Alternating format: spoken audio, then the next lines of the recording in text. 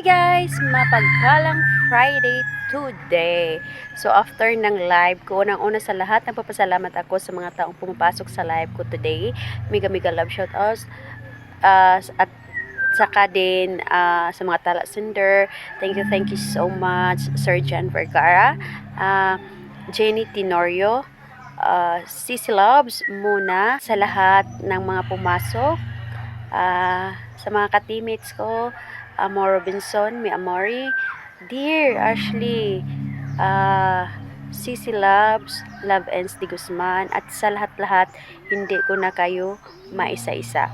Thank you so much. And for today's video, maglong video ako. May kakantahin ako guys. Instant lang to ha. Naisipan ko lang today. Gusto ko lang. Sige, feel free to listen sa instant kanta ko na gagawin for today's video. Okay. Piliin mo ang Pilipinas, mga play kag trabaho, daghang kwalipikasyong hanapon. Piliin mo ang Pilipinas, sisikat ka dito kahit hindi ka artista. Dahil ang daming marites, piliin mo rin ng Pilipinas. Magkuha kag ID, pangitaan kag ID. Piliin mo rin ng Pilipinas.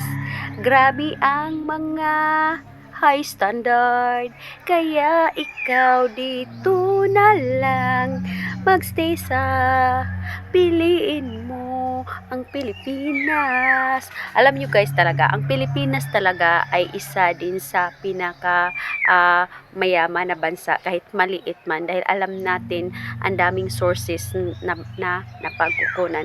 Kaso nga lang, yung mga taong nasa Pilipinas din, yung mga makapangyarihan din, sad to say, sila lang din yung nagpapahirap ng bansa.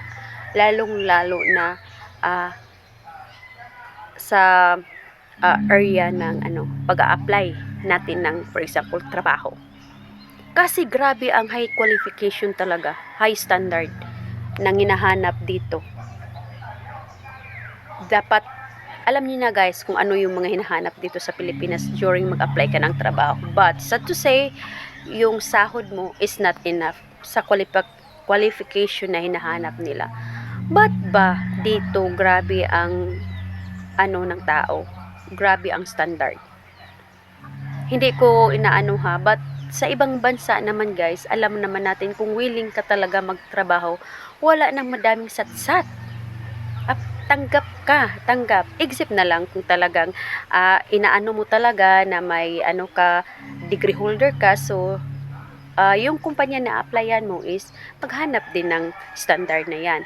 But no need na. Kasi dito kahit nag-apply ka ng janitor or dishwasher, grabe, ang daming mga hinahanap. Tapos nag-a-apply ka kasi nga need mo ng income talaga sa sarili mo. Tapos hindi ka pa nga nakapagsahod, ang dami ng requirements. Imagine mo talaga guys, ang dami. Dapat talaga mag-apply ka dito is kahit nasa province ka lang, need mong may 5,000 allowance. Kasi sa pag-ano mo pa, sa pag pupunta mo pa sa city, grabe pa din ang pamasahe, ang mahal. Tapos medical, basta ang dami talaga. Kaya minsan din yung mga nag-a-apply din na walang kakayahan talaga kasi wala pang pera, umaatras na lang talaga. Sad to say. Tapos yung iba nangungutang pa para sa requirements. Ba't ba hindi yan i-priority, no? Na sana kung sino man ang makapangyarihan ngayon, na dapat naman para ang mga tao hindi nagtatambay, ibahin naman nila yung mga standard nila, di ba? Kasi yun yung ang daming walang trabaho dito sa Pilipinas, ang daming mahihirap dahil nga kahit simpleng trabaho ang applyan mo, gagastos ka pa ng malaki. Sad reality, di ba? Kaya nga, sa dinami-daming mga matatalino dito, may mga talento, pinipiling mag-abroad sa ibang bansa dahil doon talaga, kahit malayo sa pamilya, may future talaga dahil malaki ang sahod. Kahit nasa bahay ka lang, libre ka pa, malaki pa yung sahod mo. Although, malayo ka sa pamilya, but ang iisipin mo talaga is may mararating yung pamilya mo, lalong-lalo na like me, na mother na may mga bata na dapat talaga bigyan ng brighter future. So yun, sad reality ng Pilipinas.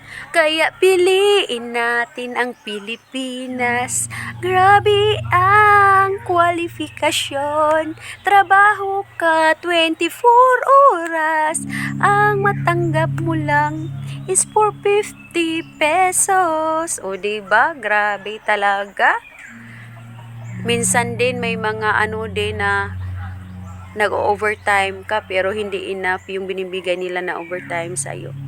Kaya nga dito, kahit maging senior citizens ka man sa pagtatrabaho, hindi ka talaga di ba guys?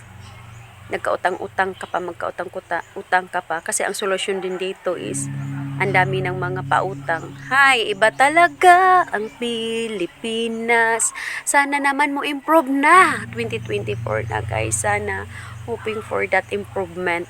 Sana kung sino man dyang mga makapangyarihan, gumawa kayo ng paraan para naman lahat ng tao may trabaho. So yun na lang guys, kanta na wala sa tono or wala sa oras. Piliin mo rin ng Pilipinas. Yun lang, bye.